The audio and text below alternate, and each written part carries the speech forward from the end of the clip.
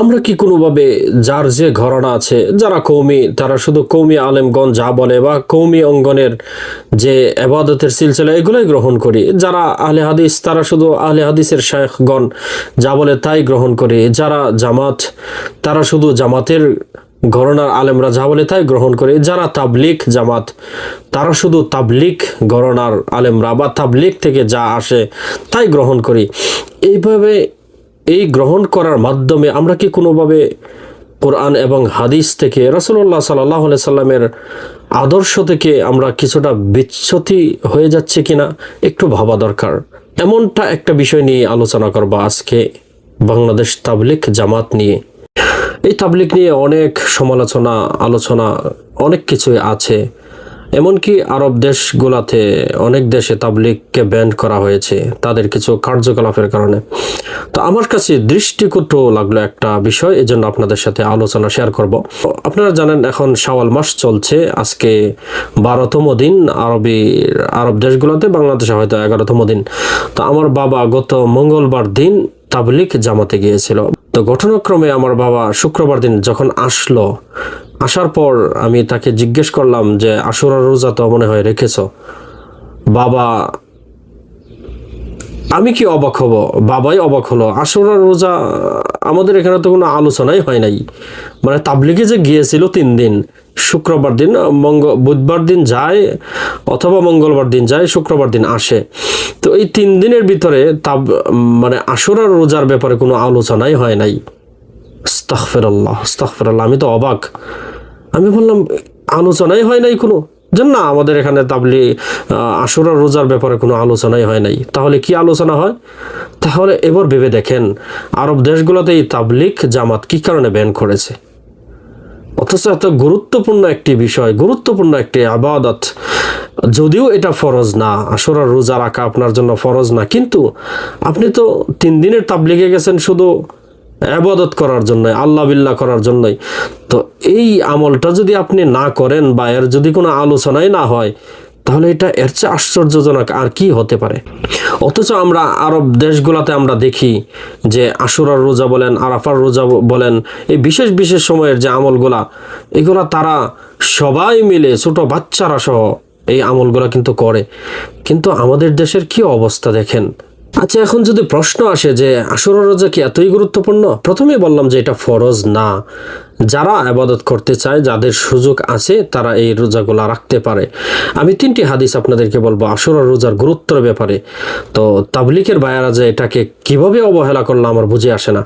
সর্বপ্রথম যদি একটি হাদিস দেখি, আবু হুরায়রা রাদিয়াল্লাহু তাআলা আনহু থেকে বর্ণিত, তিনি বলেন যে রাসূলুল্লাহ সাল্লাল্লাহু আলাইহি সাল্লাম বলেছেন, আফদালুস সিয়াম বা'দা রমাদান শাহরুল্লাহিল মুহাররম। সর্বপ্রথম তিনি বলেন যে রাসূল সাল্লাল্লাহু আলাইহি সাল্লাম বলেছেন, রমজানের পরে সবচেয়ে গুরুত্বপূর্ণ রোজা হলো মুহররম মাসের রোজা। তাহলে বুঝেন বুখারী শরীফের এই হাদিস থেকে কি বোঝা যায় যে মুহররম মাসে আপনি যত রোজা রাখতে পারেন, তাহলে আপনি তাবলিগে গেলেন শুধু ইবাদতের জন্য, আর সেই ক্ষেত্রে আপনি এই রোজাগুলো রাখতে পারলেন না বা কোনো আলোচনাই হলো না, একজনও কি আলেম ছিল না সেখানে। দ্বিতীয় আরেকটি হাদিস যদি দেখি আশুরার রোজার ব্যাপারে, হাদিসটি আবু কাতাদা রাদিয়াল্লাহু তাআলা আনহু থেকে বর্ণিত, তিনি বলেন রাসূলুল্লাহ সাল্লাল্লাহু আলাইহি সাল্লামকে যখন প্রশ্ন করা হলো সুইলা আন সুমি ইয়াউম আশুরা, যে আশুরার রোজার ব্যাপারে যখন প্রশ্ন করা হলো রাসূলুল্লাহ সাল্লাল্লাহু আলাইহি সাল্লামকে, তখন তিনি জবাব দিলেন ইউকাফিরু সানাতাল মাদি। তিনি বললেন যে আশুরার রোজার কারণে ব্যক্তির অতীতের 1 বছরের গুনাহ ক্ষমা করে দেয়। সুবহানাল্লাহ। হাদিসটি সহিহ মুসলিমের 1162 নম্বর হাদিস, আগের হাদিসটা 1163 নম্বর হাদিস, মুসলিম শরীফের হাদিস। কোনো সন্দেহ আছে? সবাই আমরা আরব দেশগুলোতে এই হাদিসগুলোর উপর আমল করতে, আমরা খুবই আমল করতে দেখি আরবদের মাঝে। আরও যদি আপনি গুরুত্ব দেখতে যান, বুখারী শরীফের 2002 নম্বর হাদিসে বর্ণিত আছে যে আমাদের রমাদান মাসের রোজা ফরজ হওয়ার আগে এই আশুরার রোজা কিন্তু মুসলিমদের জন্য ফরজ ছিল। মুসলিমরা তখন আশুরার রোজা রাখত ফরজ হিসাবে, রমাদানের রোজা ফরজ হওয়ার আগে। যখন রমাদান মাসের রোজা ফরজ হলো, তখন থেকে কিন্তু এই আশুরার রোজাটা নফল হয়ে গেল, আপনি রাখতে পারবেন, রাখলে এই ফজিলতগুলো আছে। তাহলে একবার ভেবে দেখেন তাবলিগের ভাইয়ারা তারা কি আলোচনা করে, তাহলে তারা কি আমল করলো যে 3 দিনের ভিতরে শুক্রবার দিন ছিল 10তম দিন।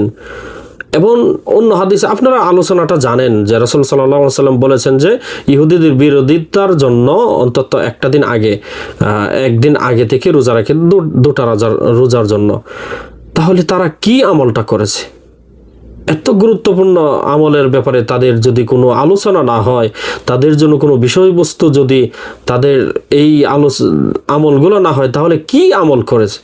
আমার এক ঘনিষ্ঠ একজন তাবলিগ জামাতের এক মুরব্বী আমাকে প্রশ্ন করেছিল যে তুমি তো সৌদি আরবে থাকো, তোমাদের ওখানে যে আমাদের যে তাবলিগকে ব্যান করা হলো, এটা কি ঠিক হলো? তখন আমি বলেছিলাম যে কি কারণে ব্যান করা হলো এই যুক্তিতে আমি না যাই, আপনাকে শুধু একটা প্রতিশ্রুতি দিই, আপনি কি রাখতে পারবেন? যে কি প্রতিশ্রুতি?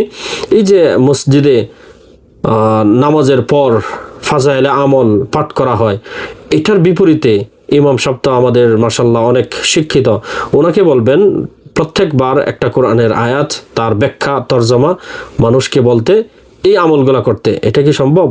ওই মুরব্বী বলেছিল যে না, আমরা তো তাবলিগ, আমরা তো ফাজাইলে আমলটাকেই বেশি প্রাধান্য দিই বা এটাই পড়ব। আস্তাগফিরুল্লাহ। তাহলে ভেবে দেখেন যে ফাজাইলে আমলটাকেই গুরুত্ব তাদের কাছে, কোরআনের আয়াতের বা কোরআন তেলাওয়াত করবে, এর তরজমা পড়বে, এটার কোনো গুরুত্ব তাদের কাছে নেই।